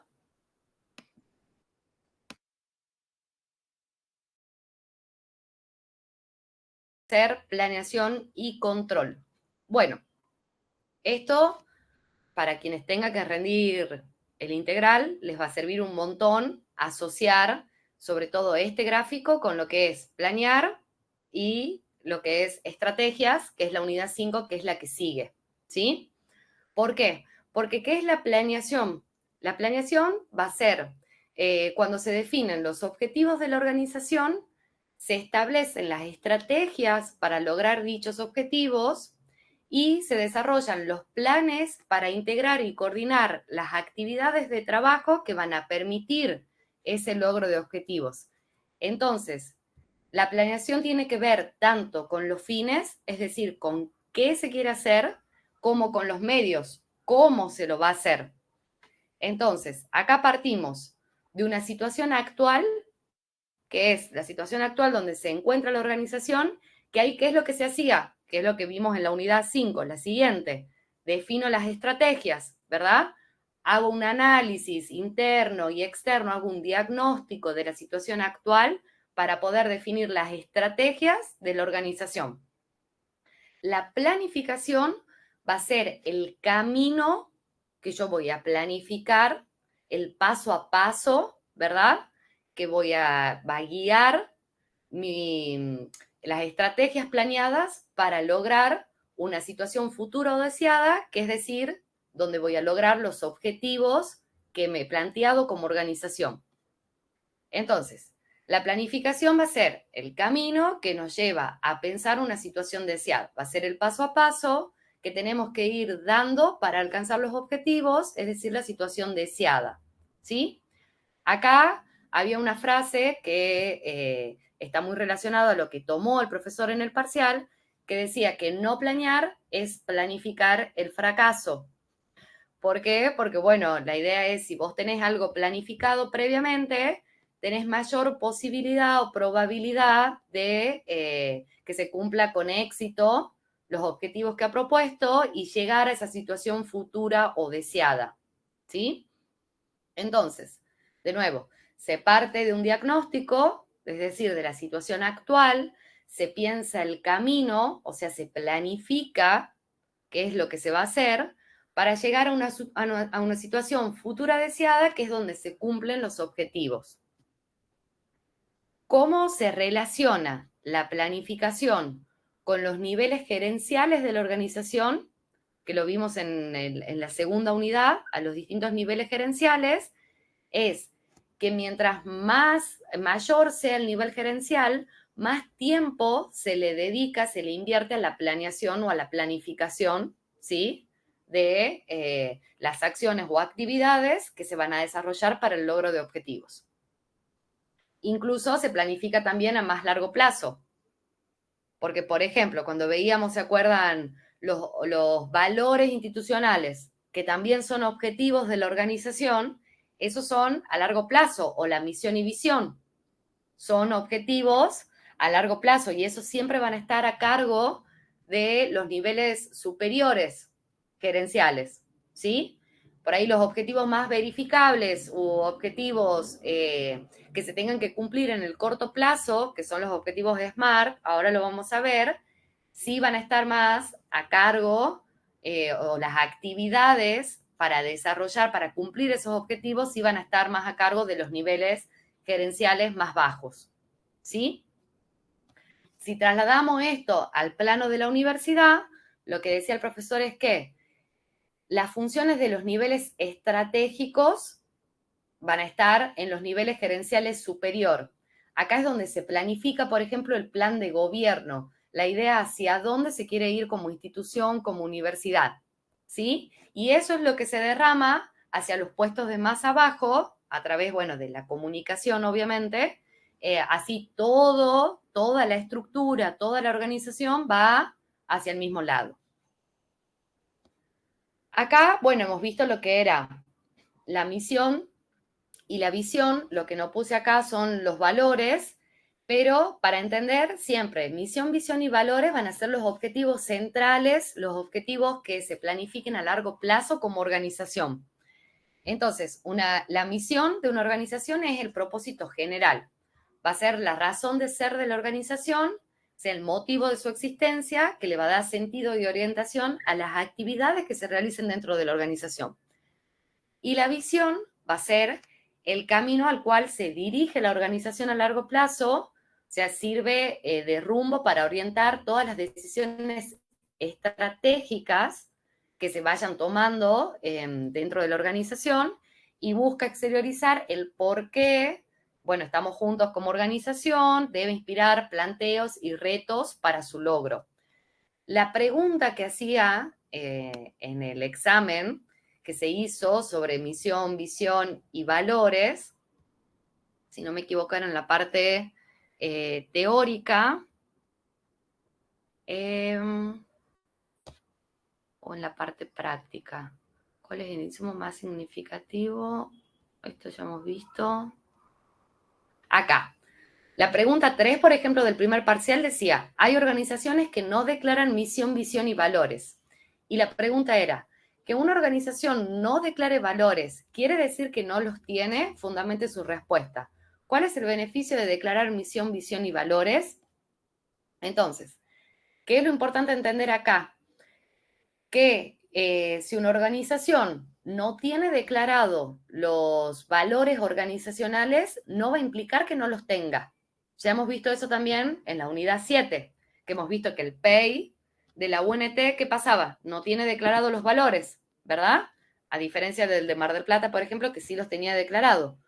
Pero vos, leyendo el PEI, podés encontrar cuáles son esos valores, ¿sí? O sea, es importante que estén declarados, sí, obviamente, lo hemos visto a eso, pero no quiere decir que no va a funcionar una organización si no los tienes declarados. Entonces, por eso yo acá le había puesto como una respuesta genérica que era que si una organización que no declare sus valores no implica que no los tenga, ya que estos son los fundamentos iniciales de una organización. O sea, todas las acciones de una organización para cumplir sus metas siempre van a estar sujetas a los valores organizacionales que tenga, por más que no estén declarados, ¿sí? O sea, son algo intrínseco de la organización, y acá les ponía de ejemplo que el PEI de la UNT no tiene una declaración específica de los valores, pero sin embargo sí pueden verse cuáles son esos valores. Y bueno, el beneficio de declarar, obviamente, la misión, por ejemplo, es que vos ya tenés declarado cuál es tu propósito general como organización, ¿sí? Cuando declaras la visión, ¿qué pasa? Ya marcas cuál es el camino a largo plazo al cual querés llegar como organización. Y los valores, que son los fundamentos iniciales o las piedras filosóficas, le llamaba también el profesor, son los objetivos más jerárquicos de una organización. Entonces esto se comunica con la esencia de la organización. Es importante que estén declarados porque es cómo te vas a mostrar vos, demostrás la transparencia hacia afuera, o sea, cómo te comportás como organización y a su vez guías las acciones hacia el adentro de la organización, ¿sí? Pero obviamente se puede funcionar igual como organización por más que no estén declarados. Eso que quede claro. Después, los objetivos, que obviamente son una parte esencial de un plan, porque es a donde se busca llegar, es lo que se busca lograr, son los propósitos, las metas. Es, bueno, importantísimo que estén definidos de entrada, ¿sí? Acá decía que era el fin específico al que se desea llegar como organización. Entonces, es algo fundamental, es una pieza fundamental en la planificación que se haga como organización. Los objetivos a largo plazo serían esto, la misión, la visión, los valores o objetivos que se puedan definir como, por ejemplo, estratégicos, los importantes, como plan de gobierno. Pero hay objetivos verificables, ¿sí?, que se tienen que ir armando o desarrollando. Se los puede desarrollar en un año, por ejemplo, en 6 meses, en 3 meses, para un periodo de gestión específico, que estos son los que se llaman, en realidad, se los puede armar con el método SMART y tienen las características de que son objetivos claros, precisos y medibles, son asignables, es decir, se puede indicar quién va a ser el responsable de ese objetivo, son realistas, es decir, que se lo puede alcanzar, motivantes y formales, o sea, están documentados por escrito, ¿sí? Y el método SMART, que las siglas, digamos, SMART, pertenecen a características de estos objetivos. La S, que sería de específico, traducido al español, yo tengo que armar un objetivo y cuando lo lea tengo que poder contestar qué es lo que quiero hacer, ¿sí? La M, es decir, que el objetivo sea medible, yo tengo que preguntarme cuánto quiero lograr, tengo que poder medir ese objetivo. La A de alcanzable, tengo que preguntarme cómo poder alcanzar ese objetivo y tener una respuesta. tiene que ser realista, es decir, con qué recursos, o que tenga los recursos necesarios para poder alcanzar ese objetivo, y cuándo tiene que estar delimitado en un marco temporal. Entonces, en el primer parcial, por ejemplo, nos pedían en la parte práctica, acá, había un punto que era de objetivos verificables, donde había que proponer 2 objetivos verificables para la Secretaría de Extensión de la UNT, ¿sí? Que, de nuevo, uno dice, yo no trabajo en la Secretaría de Extensión, no sé qué hacen, no sé qué tipo de objetivo podría planificar ahí, pero de nuevo, pueden ser cosas genéricas que pueden aplicar a una facultad, a una dependencia, a una secretaría, a una oficina incluso. Entonces, por ejemplo, yo acá puse uno que aplicaría a cualquier oficina. Ustedes lo van a leer y van a ver que puede ser aplicable a cualquier oficina. Y pongo, teniendo en cuenta que la Secretaría de Extensión cuenta con una planta estable de 6 personas, aumentar durante el periodo 2024, bueno, en un año, o sea, sería en el periodo 2024, un 50% el personal disponible para lograr mayor efectividad en las actividades que realiza la Secretaría. Es decir, ¿cuál es el objetivo acá? Aumentar la planta que tiene la Secretaría, que podría ser aumentar la planta que tiene una oficina, que tiene una facultad, que tiene una dependencia, que tiene la universidad en general, ¿sí? Si ustedes ven, el objetivo está definido. ¿Qué quiero hacer? Aumentar la planta, ¿verdad? ¿Cuánto quiero aumentar? Un 50%. Eso es que yo lo pueda medir al objetivo. Yo parta de un número, tengo 6 personas y quiero aumentar un 50%. Entonces quiero que al final del 2024, en vez de 6 personas en la Secretaría, haya 9. ¿Sí? Después, la otra pregunta era, tengo que preguntarme cómo, ¿es algo alcanzable? Y bueno, sí es algo alcanzable, porque, por ejemplo, si se jubila alguien, o se puede jubilar a alguien y puedo hacer entrar nuevas personas, o puedo hacer una reasignación del personal que ya tengo disponible, haciendo que pasen 3 personas a trabajar a la Secretaría. ¿Con qué? Bueno, con los recursos que tengo disponibles. Sí lo puedo hacer. ¿Cuándo? ¿En qué momento de tiempo? Durante el periodo 2024. Entonces, así sería como armar un objetivo verificable. Estos son los objetivos que yo pueda verificar.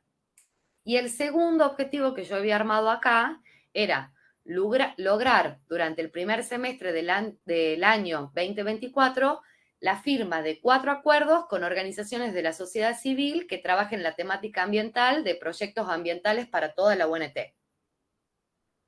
Que esto también lo podría hacer una facultad, por ejemplo, pero bueno, ya que era la Secretaría de Extensión, digo, bueno, ¿qué hace Extensión? Busca el acuerdo, ¿verdad? O puede firmar o buscar firmar acuerdos con otras organizaciones. Acá de nuevo, ¿qué quiero hacer? Bueno, la firma, que se dé la firma de 4 acuerdos. ¿Cuánto? Está bien especificado, es medible, porque quiero que durante el año 2024 sean 4 acuerdos los que se firmen, ¿sí? ¿Cómo lo haría?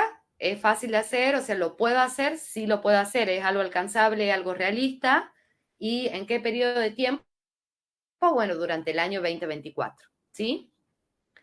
Después, otro ejemplo que daba acá, el punto 2 de este punto 4, era, suponga que la Facultad de Medicina lanza una campaña de concientización sobre la higiene personal como medida de prevención de enfermedades dirigida al personal de la UNT. Proponga 2 objetivos verificables. Acá, más allá que sea la Facultad de Medicina, lo que yo tengo que poder leer de lo que me está pidiendo es que se lance una campaña de concientización sobre la higiene personal como medida de prevención de enfermedades, ¿verdad?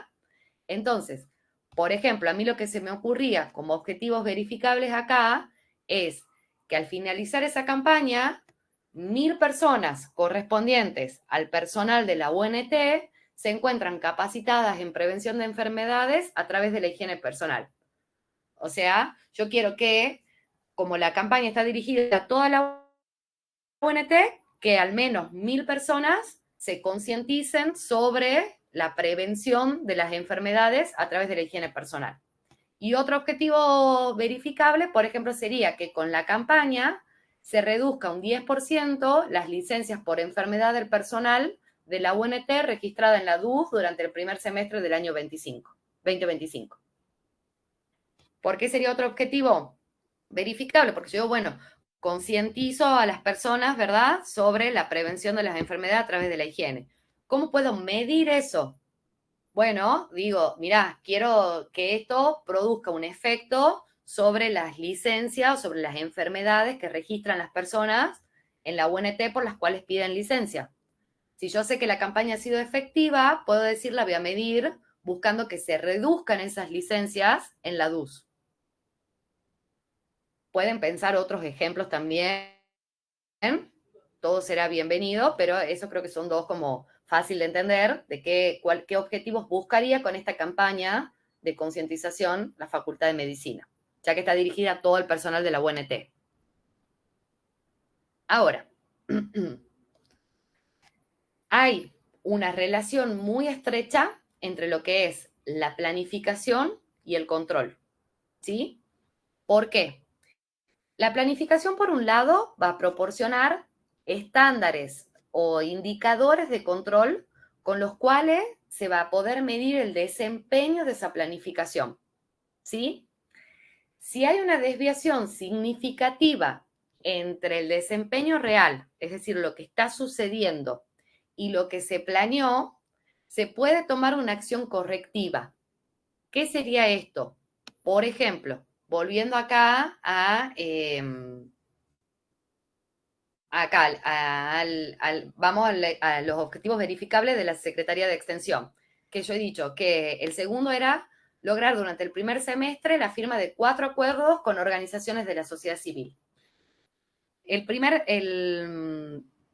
semestre iría de enero a junio del año 2024, ¿verdad? Yo empiezo el año 2024 de enero con la firma de ningún acuerdo, 0 acuerdo. Entonces, llega marzo, donde ya estoy a la mitad del semestre, porque ya pasó enero, febrero y marzo, y digo, a ver, ¿cuántos acuerdos voy firmando con organizaciones de la sociedad civil? Voy firmando 1, por ejemplo. Hasta marzo, hasta el 31 de marzo se va firmando 1, ¿sí? Yo me había puesto el objetivo de la firma de 4 acuerdos y me quedan 3 meses para cumplir el objetivo, hacer 3 acuerdos más. Si en 3 meses he logrado la firma de 1, capaz que en 3 meses más no logro la firma de 3 que me faltan. Entonces, el control permite eso, poder evaluar cómo va, ¿sí?, la planificación y decir, tengo que corregir o tengo que disminuir la cantidad de acuerdos que me he propuesto firmar o tengo que buscar guiar las acciones, encaminar las acciones a lograr en los 3 meses que me quedan la firma de esos 3 acuerdos que me faltan para lograr el objetivo.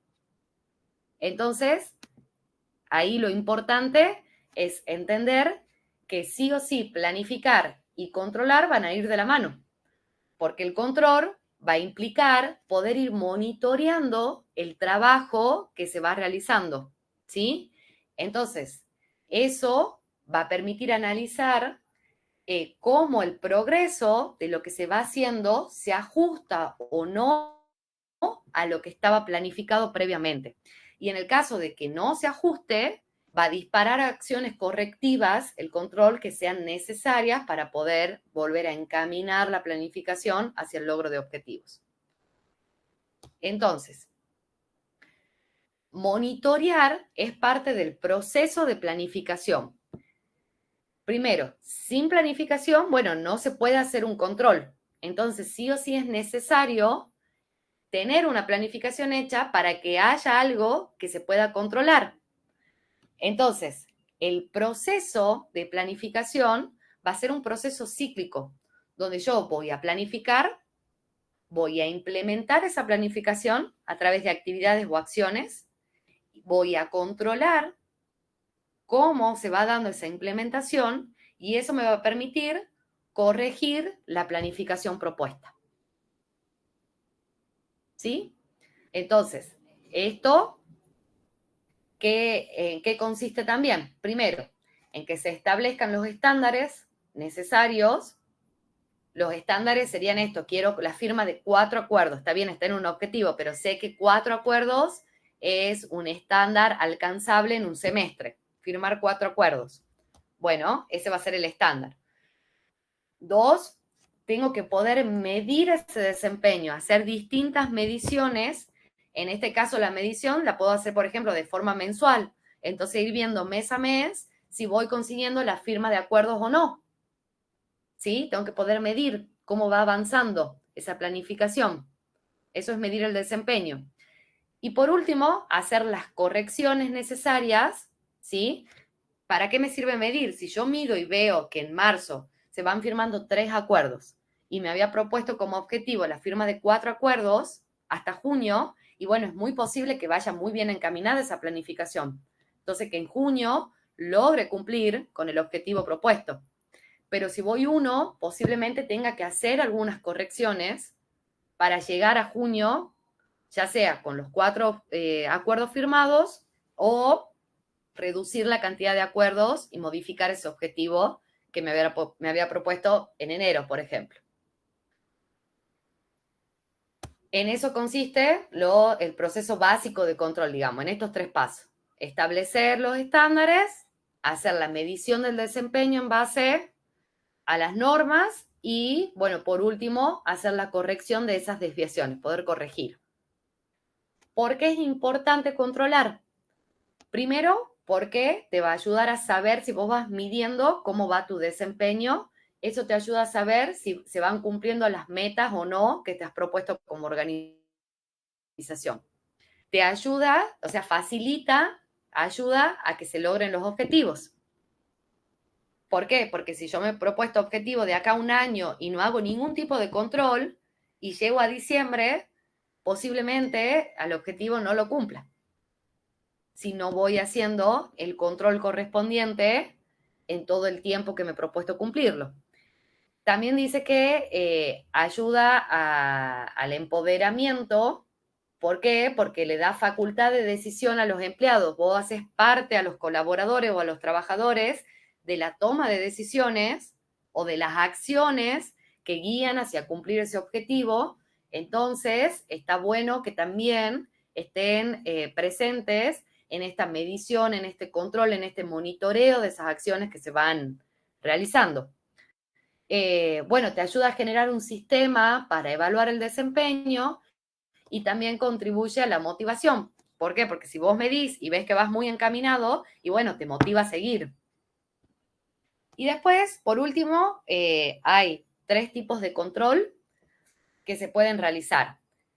Está el control de tipo preventivo, que es el que se produce al inicio del proceso, entonces siempre va a permitir anticiparte, ¿sí?, a que las acciones o la planificación vaya encaminada para cumplir esos objetivos.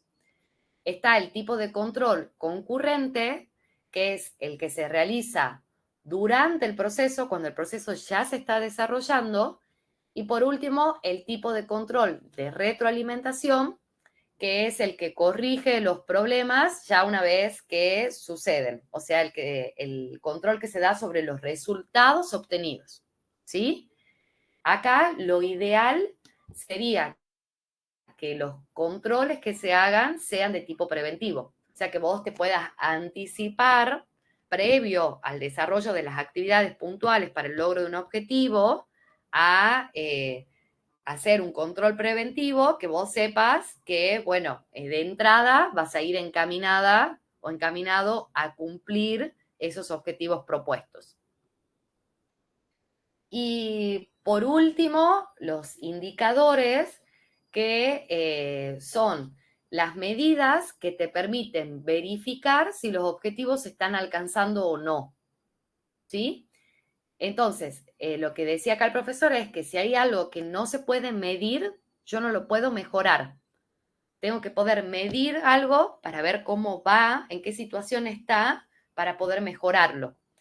Y acá lo que ponía era la regla de la semaforización, que te decía, si vos, por ejemplo, este objetivo que habíamos puesto acá, que quiero aumentar la planta de la Secretaría de Extensión en un 50%, ¿sí? Y yo sé que había 6 personas. ¿cuál va a ser el indicador que voy a usar en este caso para poder medirlo? Voy a decir, la cantidad de la planta, digamos, o sea, medí la planta de la secretaría, la cantidad de personas que trabajan en distintos periodos, sobre 6, que sería la cantidad de personas que tenía estable la planta al inicio del planteo del objetivo, ¿verdad? Entonces, yo digo, tengo un año para alcanzar esto. Bueno, voy a ver en marzo del 2024 si ha aumentado algo o no la planta. Si sigue estando igual, si sigue siendo 6, va a ser 6 sobre 6, entonces no va a haber ningún aumento. Mido de nuevo en mayo y digo, ahora somos 7, entonces 7 sobre 6, ya aumentó un poco. Mido en septiembre, somos 8, entonces 8 sobre 6 va aumentando. Eso es un indicador, es algo que me permite medir cómo se va desempeñando, ¿sí? O cumpliendo el objetivo. Y en el parcial había una pregunta sobre esto, que era en la parte teórica, acá, que decía, ¿está de acuerdo con la frase, el control es inseparable de la planificación? ¿Qué tipos de control existen? Defínalos y a su juicio, ¿cuál es el más apropiado? Fundamente. Entonces, acá la respuesta es que sí, que estoy de acuerdo, bueno, con la frase, el control es inseparable de la planificación. ¿Por qué? Porque la planificación va a proporcionar los indicadores que permiten medir el desempeño, entonces eso permite corregir.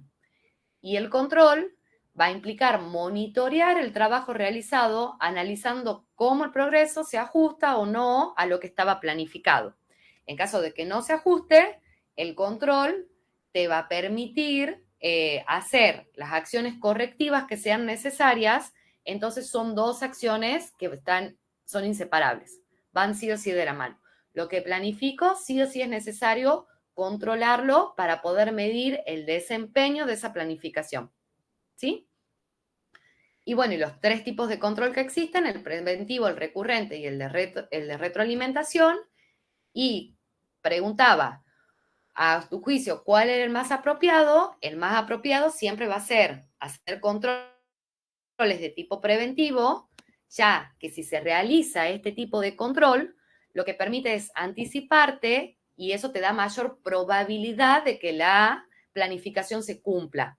Por ejemplo, en este caso de acá, que decíamos, de la firma de los 4 acuerdos, lograr en el primer semestre que la Secretaría de Extensión firme 4 acuerdos con organizaciones de la sociedad civil, ¿qué tipo de control preventivo podría aplicar yo acá para saber que esto tenga mayor probabilidad de cumplirse?